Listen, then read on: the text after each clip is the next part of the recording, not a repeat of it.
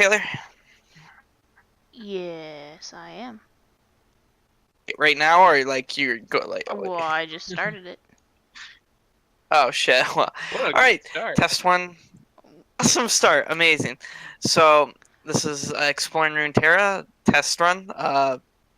My name's Mama Carrot Cake or Josh. You guys can introduce yourselves. I'm Melverick, also known as Austin. Faintest gem. That's me, also known as Taylor. And today we are going to be exploring Ionia. So, what do you guys know about Ionia? This is the place with the Um, ninjas and shit, right? yeah, ninjas, dude. Uh, I know the Vestalion, kind of. I know kind of a little bit about them. I know Shen, Jin, Zed. I all don't right, know that much. all right. So go way back to the beginning then. Um, Ionia is originally called the First Lands.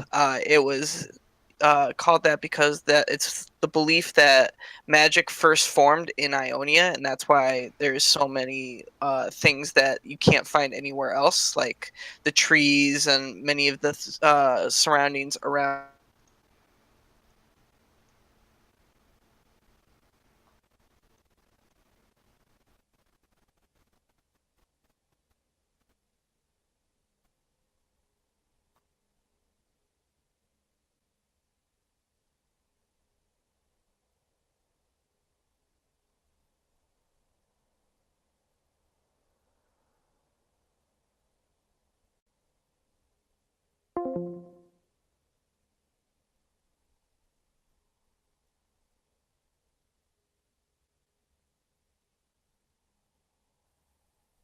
Am I alive? Hello? Oh, What happened? I don't. This Discord just disconnected. Well, That I was guess we should weird. try again. Ah, the magic of editing. Magic of editing, fantastic. All right, so Ionia. I'll just start over. So the Ionia is called the First Lands because it's the belief that magic first originated in Ionia. Uh, the idea that there's things that just aren't there in Runeterra that are only found in Ionia. Stuff like spirits and trees and things like that, and that the people basically live with the magic around them. Um, the wild magic. Yeah, yeah, the wild magic. So basically, the idea was when they first settled, Iona had faced many like invaders before Noxus. There was lots of like threats, but they never actually had to fight back because the land itself protected them. Like if invaders were on the coast, crazy storms would come in and wipe out the entire armada, or as they were traveling through the lands, the creatures that these soldiers had never seen before would pick them up and swipe them from their platoons and just wipe out entire armies before they even got anywhere close towards the settlers of Ionia. So Ionia is basically extremely dependent on the magic that runs through it, and it's become day-to-day life where they have careers based on this magic. Like they don't have carpenters and home builders; they have tree weavers, which like in most places you to make a house, you would cut down a tree, you would make planks, you would build a home. In Ionia you can't cut down a tree because you could upset the spirit inside the tree, and the spirit could haunt your family for generations and cause bad luck and things like that.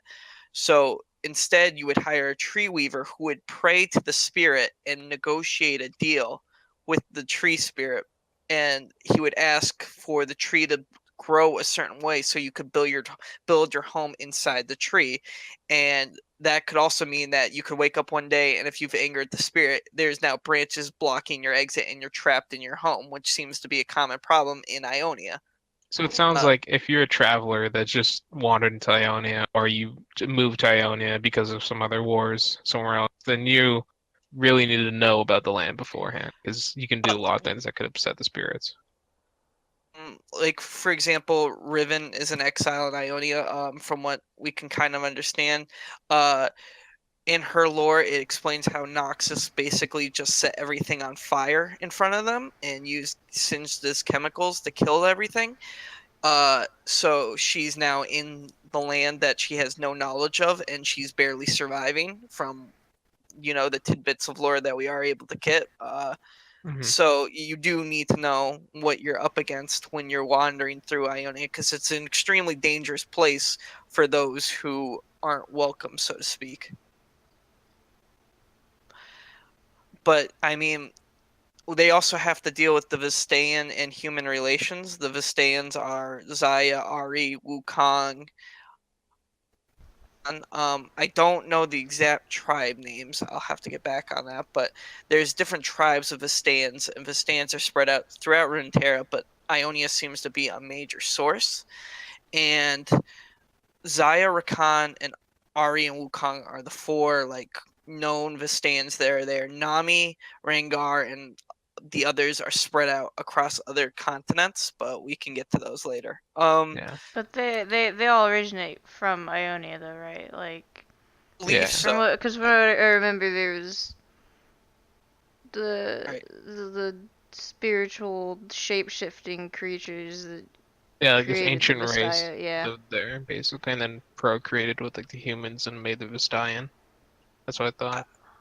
I actually don't know that, so I'm gonna trust you guys' word on that actually, because from what I understood, there was that was only for certain races, but there's races like Rengar, which is in Shurima, and Nami, who Shariba. is off the coast of Targon and is dealing with Diana and things like that, which again we can explore in other future podcasts. But the idea is that I only thought that it would be with the Vistayans that show more human traits, but I'll have to look more into that. Maybe we'll do a Vistayan one in the future.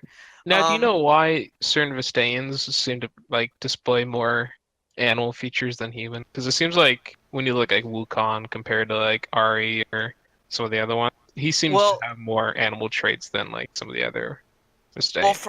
from what I've seen, like you said, Wukong and Rengar don't share many humanistic traits, right? But there is Zaya and Rakan. I don't believe there's an official answer. There might be, but from what I think is that each tribe, because they're all part of tribes, um, each tribe kind of evolved differently, if that makes sense. Yeah. Like Wukong's people sleep in trees. They live and sleep in trees. That's where their environment is. So it seems more like they evolved from to like more monkey. You know what I mean? I can't really talk right now, but they're basically evolving, and while Rakan and Zaya may have evolved in different ways, and it seems like they're all different like species, if that makes sense. They're all Vistayans, but it's a different species of Vistayan. There could be a different answer, but that's mostly just theory at this point. I hope that. I mean, but the main conflict going on with the Vistayan right now is well, after the Noxus Ionian War, they're kind of concerned. Well, actually, back up just a little bit. So during the Noxus invasion, I don't know if this is well known. This is coming from a forum post on the Riot. Many Vistayans actually aligned with Noxus because they weren't happy with how the people were treating the land and such like that. So the Noxians made some promises that the Vistayans believed, and they helped the Noxians, and that's why after the Noxians were kind of kicked out of Ionia, there's some tense relations between humans and Vistayans, at least on the human side, while the Vistayans are still upset with how the Ionians are treating the land. I find that interesting considering, like you said, how the Noxians used like fire and poisons and stuff on land. I would assume that the Vistayans actually would be against that entirely, and I that the would humans themselves might align themselves with the Noxian more. too. The rioter who posted that, I will go back and I'll get links for that and for other people to read at some point. But I believe the from what I believe, the Vistayans are in the north of Ionia, and the Noxians came from the south. So it's possible the Vistayans had no idea of what exactly the extent of the Noxian invasion was doing towards the land. So it could have been ignorance, and our things are subject to change. The lore is always changing, of course, but from what I understand, I assume that the Vizdaeans decided that the best course of action was to join the Noxians, as they had no knowledge of singed experiments on the land and what they were doing to southern Ionia. But we have the complicated relationship between the Vistanians and the humans right now, where the are kind of looking out into the new budding Ionia after the invasion, because Ionia itself, just the human part, is kind of a melting pot of ideologies right now that's very complicated, and they're worried that it's eventually going to affect them. And so they're, as you saw with like Rakan and Zaya, fighting Zed in their trailer, they're trying to restore the magic to the land. They're trying to keep Ionia as it was, while Zed is more of an extremist who is kind of fighting to push Ionia into a more extreme kind of government. I wouldn't say government, more towards an extreme future or path, uh, to fight back for possible future invaders, if that makes sense. Yeah. He's more of a the ends justify the means kind of character. Yeah, Yeah. and with Zaya and Rakan, especially because they have because I play Zaya a lot, so they have a lot of voice lines where you can definitely tell they're very resentful towards the humans in general. Yeah, They're quite a just bit. If I there were at the PAX East panel I went to, they were explaining the for the human side, they're explaining like kind of like a moral like line. I wouldn't say moral. They were kind of explaining the ideologies of the different groups in the human side of Ionia, which I think will help here. So basically, there's the traditionalist, which is Karma, Shen, Akali, Kennen, the Kinku order, who believe that Ionia needs to stay peaceful. Ionia needs to stay the way it is, because that's worked for them. Things have worked out. The Kinku are all about balance. So they're not, change is not really something they're a big fan of, because the balance has been intact, or when it's tipped out of scale they act, but you know what I mean. They're always like, they're not big on change, and Karma is big on being a pacifist, keeping her land the way it was, while people like Aurelia realize that protect them forever, and things are changing. And while Aurelia doesn't really want to be a leader, she's taking up the role, and she's kind of the middle ground between the two like sides in this, where she's fighting, but she doesn't want to kind of lose her humanity. I see this like really interesting compare and contrast kind of from Aurelia and Zed. I feel like Uh, they're like because the both of them want to like both of them kind of want to fight through. You know what I mean? Trying to yeah. explain it in a way. Well, like as well, the next group was actually Zed and people like Zed, who want to fight, but they're too extreme. They said Aurelia views them as too extreme. They want to go into Noxus. They want to kill every man, woman, and child. They want to burn Yeah. Noxus to the ground, and they want to send a message: don't come back to Ionia, to anyone who ever would think about invading them again. While Aurelia wants peace in her land, she doesn't really want to, murder everybody. So I would agree, Zed. They both want to fight for their land, but Zed wants to take it that extra step. He wants to march onto Noxus. He wants to have Swain's head in his hand and lift it up, that kind of thing. And then they described the nut jobs, who were Jin, who shows the corruption inside the Ionian government.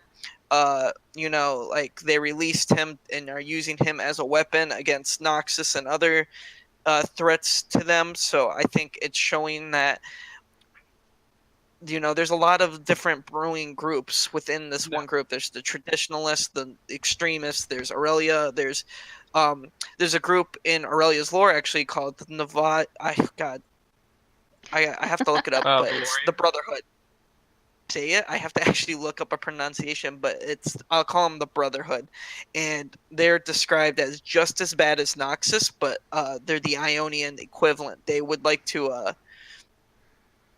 they want to create a government, at least from Aurelius' point of view, that they want to create a government that's just going to be as imposing as Noxus, and create something that will be a threat in case anyone else ever tries to invade.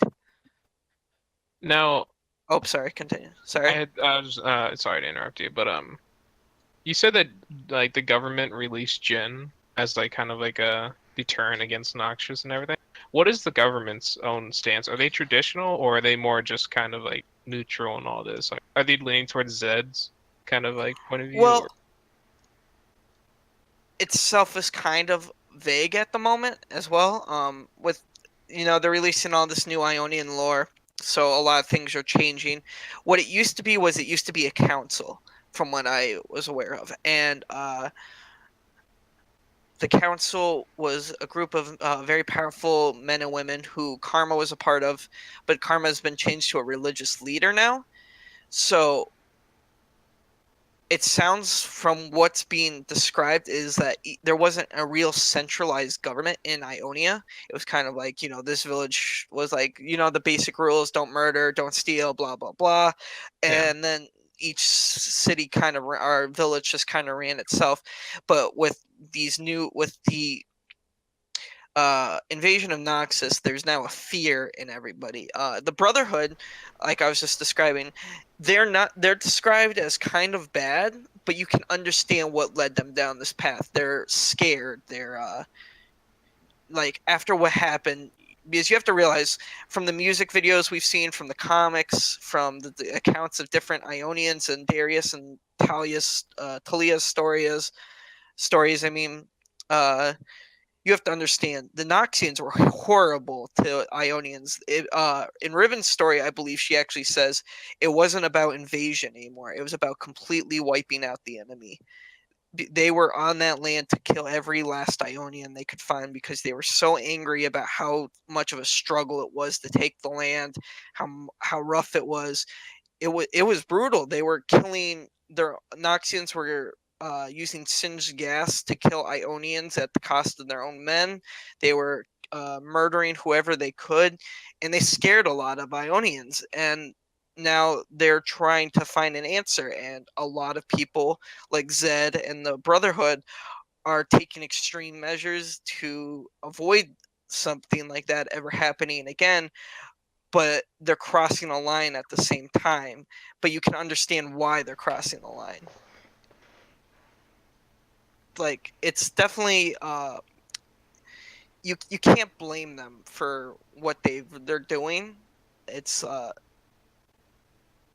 the Noxians have really just pushed Ionia over a cliff right now, and it's a battle of ideologies all across the land. Against each It's other too. yeah. It definitely seems like it was the sort of tipping point, and then all of these other people are like suddenly like, well, you know what? Screw you! I got my own ideas.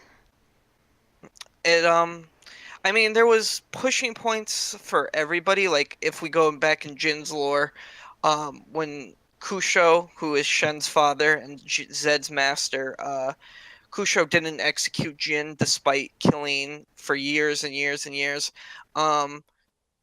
He instead brought him to jail. That pushed Zed to start like questioning things.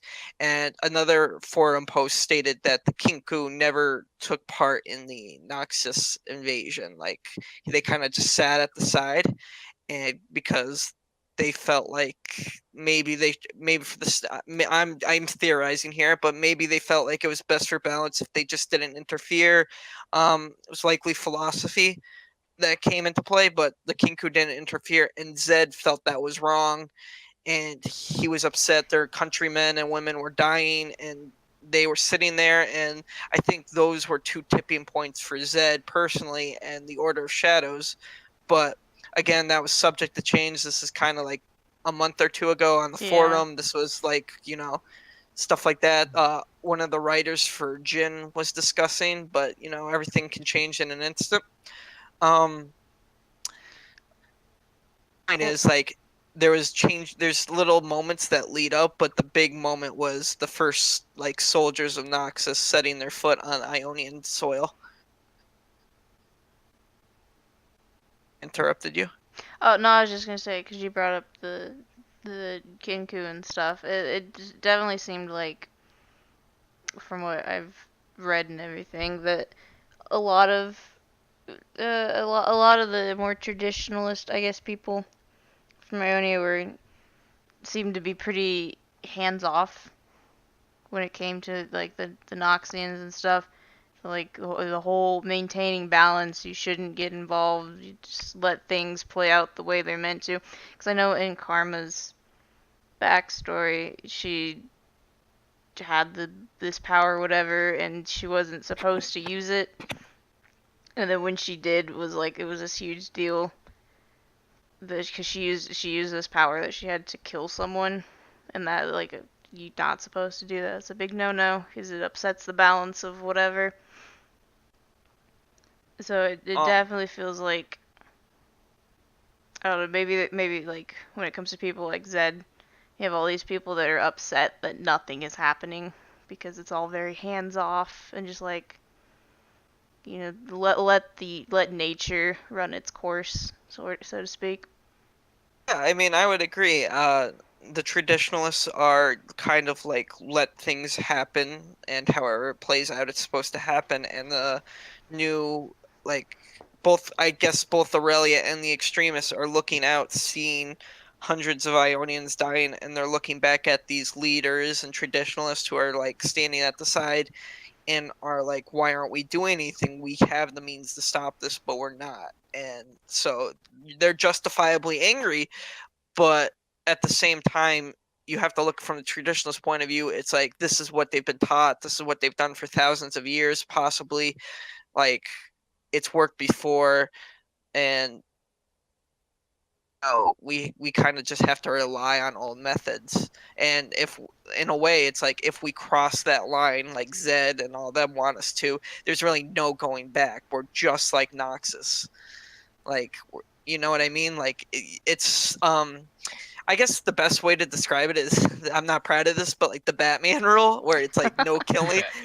It's like there's the no killing rule because it's so easy to kill, but once you cross that line, you're never really going to come back from it. Like, and I feel like that's kind of what's going on with the traditionalists of Ionia. They're like, yes, we can easily, pick up our weapons and start murdering the Noxians. We definitely have the means, but like what happens after that, like are we really ready to cross that line as a nation? And so it's really, Traditionalists are focused on being the better man, basically, being like, from my perspective, yeah, like everyone has their own opinion on that, but I definitely think so. no, nothing I was thinking about also is these separate factions, like we know, like Shen with the Kinku and Aurelia with the Brotherhood. What are their official stances towards the Vestians?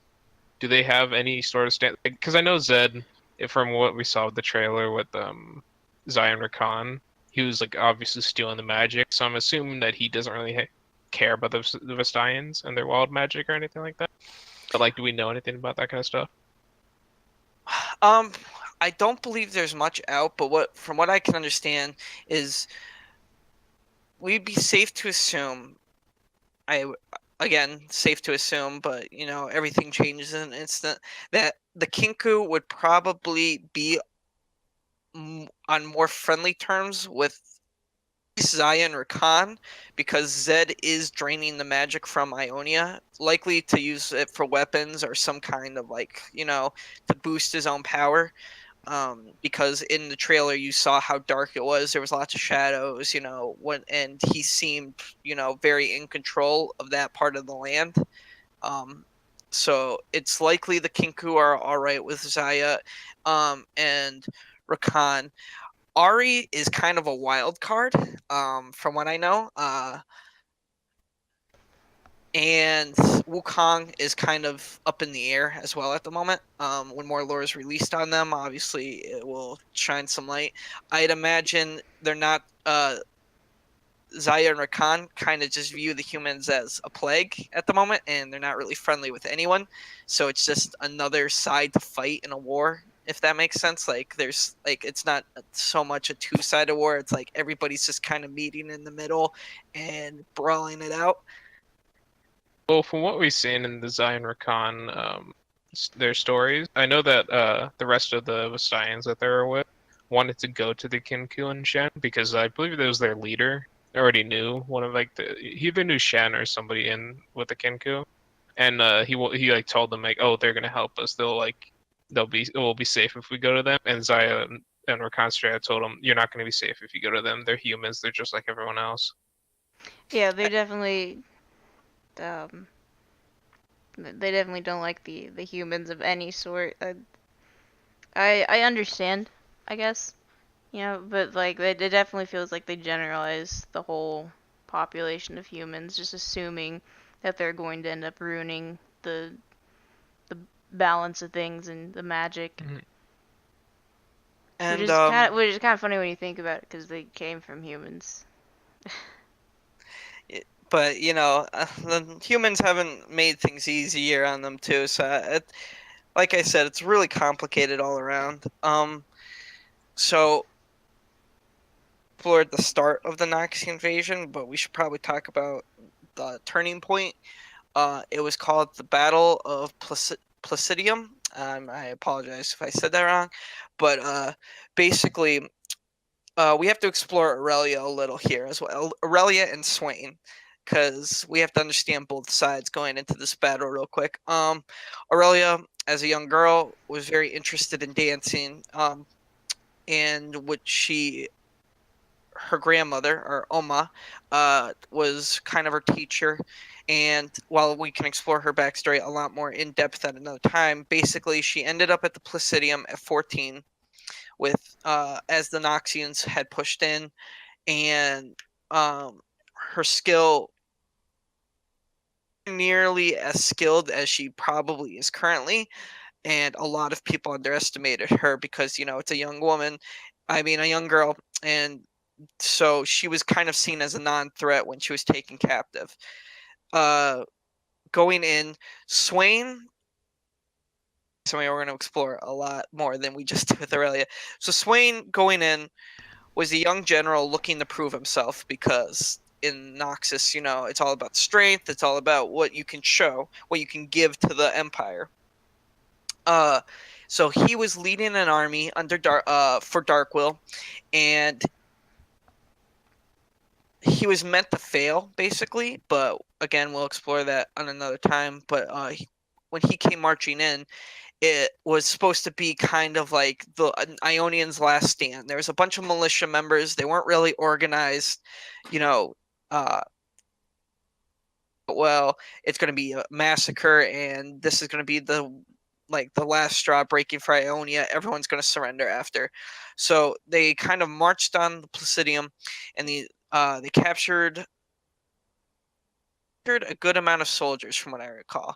And what happened was they held these soldiers hostage. Aurelia was among them, and it was supposed to be a trap where there was supposed to be a rescue mission to save these soldiers. And when they came in to rescue them, the Noxians were going to spring their trap. Everyone was going to be captured. It was going to be the end of the war. But what happened was Aurelia actually broke out of her, and was able to get to her blades, and she was able to actually cut down a couple Noxians and free a few other Ionians, and it kind of just spilled out from there. And this little 14-year-old girl was now suddenly leading these soldiers against the Noxians, who were getting cut down by her blades left and right and left and right. And actually found her way to Swain, and she actually took his arm. So if you ever look at Swain, you ever wonder why he has the demon arm? It's because Aurelia took his real arm. No, I imagine that's not an easy feat either, because he was a general right at this time. The general, So he was surrounded by bodyguards, by soldiers. His way through. She cut her way through his army, basically. And the Ionians pushed the Noxians back, and the Noxians broke, basically. They were constantly losing battles after that. And well, I'll explain later. Aurelio actually was uh, able to push back and finally like kind of kick the Noxians out of Ionia and cut down the last of the generals and take revenge for her family and everything, and basically was viewed as the new leader of Ionia, um, which wouldn't last terribly long, but she was viewed as a hero and the hero of the Placidium and events after that. And Swain returned back to Noxus basically as a failure for letting a 14-year-old girl defeat him. That's That's a huge blow to the that ego. price stings. Like he had a very smart plan, and it just turned out that a 14-year-old girl with very special abilities was able to take out an entire military force. And I can't imagine how he explained that to Darkwill, who is the previous ruler of Noxus before Swain, who was an extremely paranoid man. It didn't go so well, basically, especially when Swain was supposed to die in Ionia. So, go great for Swain. But after that, these different factions popped up. Swain's Order of the Shadows, the Kinku were always there. The You mean Brotherhood, Zed's Order of the Shadows. yeah, that's what I said, didn't I? It's Swain. Zed's Order of the Shadows. Conspiracy theory? Future podcast. Zed's Order of the Shadows, the Kinku, I'm never gonna say their name right, but the Brotherhood and then Aurelia's group, and the Brotherhood and Aurelia are in conflict at the moment. The Kinku and the Order of the Shadows are kind of in conflict, but they're also dealing with Jin, who's been released. And if the forum post that the Rioter posted is still lore, still kind of, what they're going with, Jin's currently in Zon at the moment. Things Yeah, are a little. from what I remember, it's like a few of these council members let him out, and they were just kind of like, hey, we'll give you some stuff, do your thing, go kill people that we want you to kill. But like as of right now, he's still kind of doing whatever they say, but Yeah. it kind of alludes to like, well, that's not gonna last. He's fucking crazy. I would Yeah, love to see a fight between Jin, Shen, and Zed. I think that would be super interesting. The issue I have with that is they can't kill any of them because they're very beloved characters. That's the issue with League lore, in my opinion, is that there can never really be an ending. Because, well, people will argue there can be an ending because the lore doesn't affect the games, right? But nobody really wants their favorite character to die. Like, if like, Taylor, your favorite character is Talia or Zoe, right? Yeah. Would you feel okay still playing Talia, but knowing that by Xerath and Shromi? That'd be terrible. My sweet little cinnamon bun. Don't you touch her. Right. So you be She is okay adorable and no one should harm her. Or would you be okay, Austin, if they shot Evelyn in the chest? With Vayne shot Evelyn in the chest with a silver bolt? My waifu. Alright, leave her alone. She is a beautiful Exactly. soul. Nothing wrong with So, Yeah, okay, Calm, that's a whole other issue. Let's not get into that. yeah, we'll get into that later. But the whole point is like they're never going to be able to finish these stories, so to speak. They might confront each other, but no one's ever gonna really die. Jin may go to jail, but I can't imagine they actually kill off any of the characters without major backlash coming through. Yeah. I'd love to see though these like kind of like lore stories somehow affect the in-game interactions. Like I imagine, let's say Zed and Jin had a fight. Somehow, like like Jin got in a shot to Zed. He maybe like broke off a piece of his armor, and we see that kind of change in game. I'd like those kind of changes. Like I'll use an example. I'm just gonna switch over just real quick to like Overwatch. How some of the shorts, you can see the effects of the shorts in game after like the short is released. I'd love to see those kind of changes in game I Like, would too, honestly. That would That'd be be cool. very I interesting feel to like that'd see. make the Like you can world see more after fluid the and more like changing. after the Hanzo and Genji thing, if you play on Hanamura, like they have the arrows and stuff stuck in the wall. So Yeah. like Yeah. just little changes to the characters Right would now, be they're kind of kind. cool. Yeah, I agree. It'd be awesome. I think they're struggling right now trying to catch up on fixing all the older Oh champions, but yeah, I think it's it's, definitely it's a something huge that they task. definitely think it's something they should look into doing. It'd be really cool. Like, maybe even just a skin or something small like that, Well, just if to show. Fiddlesticks rework, Don't. Oh Oh God, my no. god, don't. This Sticks podcast. Let me tell you that right now. No. This is Uh, not turning into a keep an eye out for Fiddlesticks that, episode. people. Don't. It's not but happening. to get back to the point real quick, just to kind of Yeah. roll everything together. Um, Now with the invasion of the invasion of Ionia is kind of wrapped up. We have a lot of different forces all looking to kind of get control of Ionia, and obviously we'll have to explore each group individually over time. It gives us a lot of content to work with, and with Akali's rework coming out soon, I guess we'll save the Kinku for them. So I guess next would be Aurelia and Karma and Riven and people like that. But um, right now, Ionia is kind of a melting pot. Our ideologies, but it's also a powder keg that's ready to go off at any moment. With all the groups trying to like murder each other. So it's really just like at any moment things can explode, and there's really no way to tell what would happen when that goes off. Oh, Well, speaking what's of also really explode. Oh, sorry.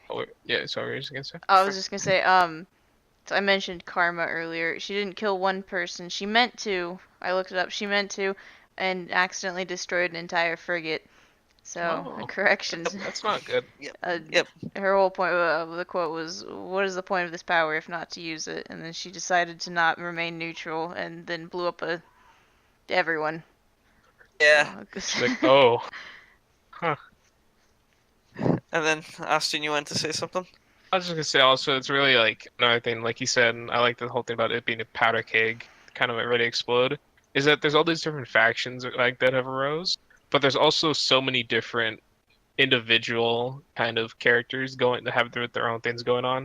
Like Ari, like you said, Ari's a wild card.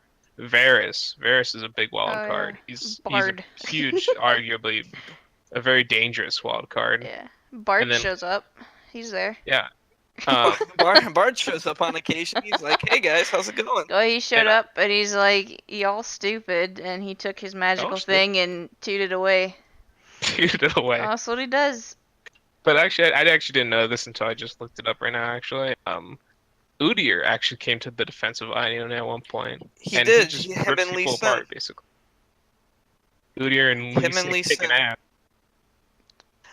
Lee Sin, Yasuo, Yi all have their own smaller stories that may not affect the huge um, their stories aren't going to change the effect of Ionia. Like, it's not going to sway Ionia to one side, probably, but it shows just the smaller stories that are happening all across the land, which I find just as interesting as, Aurelia and the Brotherhood fighting for, who should control what and stuff like that. Mhm.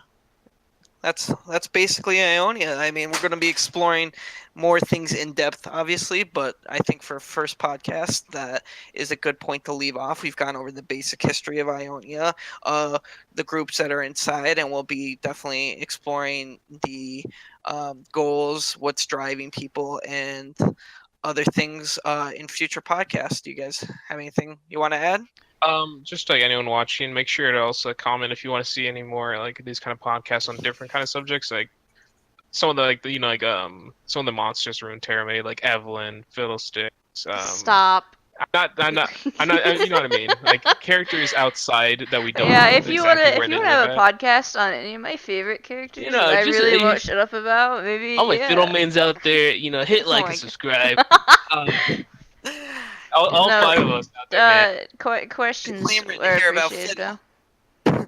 Yeah, the questions are always Questions not appreciated. involving fiddlesticks are appreciated. But you know what I mean, But though. I we mean, like, actually, first rule, we're not allowed to mention that character that says starts with F and ends with Iddlesticks. That's now Can't a say the banned F word. word. just make sure Yeah. to comment if you want to see about other things besides like Ionia and everything. Obviously, we're going to be doing Ionia first, but after that, what do you want to see? Do you want us to talk more about Runeterra? Do you want us to talk more about like Noxious? Do you want to move on to there?